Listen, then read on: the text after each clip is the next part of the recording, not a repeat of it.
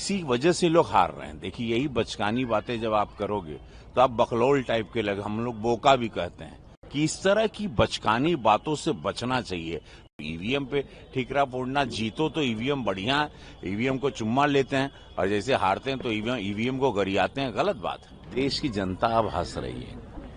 ये अजीब अनपढ़ों वाली बातें करते हैं लोग, मतलब हद है। हम ब्याहे में आप लोग ये सब चलो आए हैं तो हमको भी दुख हुआ, तो चलो हम ब्याहे में जवाब भी दे रहे हैं, लेकिन झारखंड पर नहीं किए। जब ये जीते तब नहीं किए, जब हारते हैं तो इनको ईवीएम। अब उन्हीं के वो चिदम्बरम साहब के बेटे ने आज पार्लियामेंट के बाहर कहा कि मुझे ईवीएम पे कोई डाउट नहीं है। उनके एक सांसद और उनके वित्त मंत्री के बेटे रहे हैं, बड़े नेता हैं तमिलनाडु के, हमारे साथी सांसद हैं।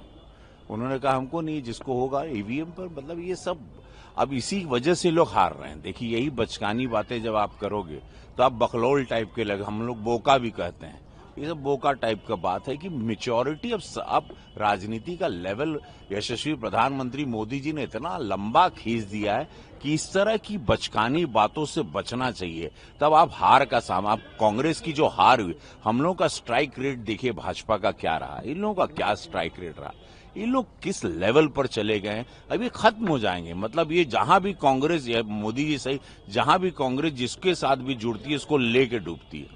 अभी ये सिचुएशन इनके आगे, उसमें अब ईवीएम पे ठीकरा फोड़ना, जीतो तो ईवीएम बढ़िया है, ईवीएम को चुम्मा लेते हैं और जैसे हारते हैं तो ईवीएम को गरियाते हैं, गलत बात है। देखिए, हमारे गृह मंत्री अमित शाह जी ने बहुत पहले क्लियर एक प्रेस कॉन्फ्रेंस में कह दिया था कि तीनों पार्टी बैठेंगी, माननीय देवेंद्र फडणवीस जी के साथ, भाजपा का संगठन अजीत पवार के साहब के साथ, एकनाथ शिंदे जी के साथ, और वहां पर निर्णय लिया जाएगा। तीनों के साथ बैठ के तय होगा कि कौन मुख्यमंत्री अगला बनेगा। तो ये है कि महायुति में बहुत एकता है, बहुत एक विचारधारा है, और उस हिसाब से डेफिनेटली तीनों की जो राय होगी वही सर्वमान्य होगी। महाराष्ट्र के बाद यूपी चुनाव हुआ, उस पर भी ऐतिहासिक रहा। देखिए, यूपी का चुनाव ऐतिहासिक रहा। 9 में से 7 सीटें बता रहे हैं कि 27 में हम लोग ऐतिहासिक जीत की ओर जा रहे हैं। और बहुत ही ये जो सनातनी जागरूकता आई है युवाओं में, महिलाओं में, बेटियों में, बुजुर्गों में, जो अचानक से एक उछाल आया है, उस भावना को लेके जो दबा के रखा गया था, तो वो एक बड़ा काम आया। और यही कि बटोगे तो कटोगे के साथ यशस्वी प्रधानमंत्री मोदी जी का एक है तो हम सेफ हैं, ये बहुत साफ बात, जो कभी कोई साफ नहीं करता था, उस साफ बातों का आप रिजल्ट देख रहे हैं कि सबको लगा कि हम लोग ब्राह्मण, पासी, यादव, मौर्य, कुशवाहा न बने, हम लोग एक रहें, हिंदुओं में बटे नहीं। बस कहने का तात्पर्य ये था, क्योंकि वो पार्टीशन के टाइम से हम लोगों को बांट के ही हमारे वोट को छितरा बितरा दिया जाता था, हम लोग को आपस में हिंदुओं को लड़ाया जाता था। तो कहने का ये तात्पर्य था मोदी जी का और पूज्य योगी महाराज जी। खिसियानी बिल्ली खंबा नोचे। देखिए, इनकी सरकार थी तो वो कुछ बातें उस टाइम की भी आप लोग याद जरूर करवाइएगा, या कांग्रेस की सरकार थी या बसपा की, वैसा कुछ नहीं है। इस वक्त है कि पूरा हिंदू जागरूक होके एक मुश्त पढ़ के वोट किया है। मैं बहुत ही साफ बता रहा हूं, दूसरी बार का मैं सांसद हूं गोरखपुर का, तो मैं आपको बताता हूं वोटिंग पैटर्न। एक मुश्त होके हर बिरादरी, ओबीसी रही, पिछड़ा रही, दलित समाज रहा, सारा समाज रहा, ब्राह्मण समाज, सर्व लोग एक साथ गए, एक झुंड में गए, एक राष्ट्र धर्म का पालन किया और वोट भाजपा को डाला।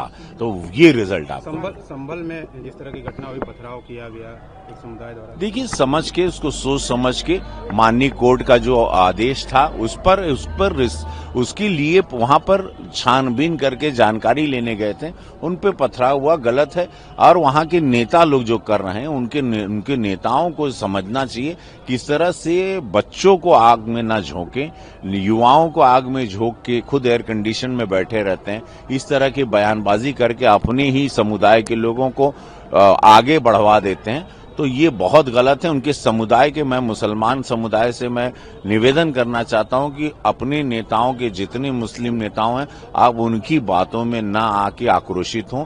मैं निवेदन करता हूं और शांति बरकरार रखें।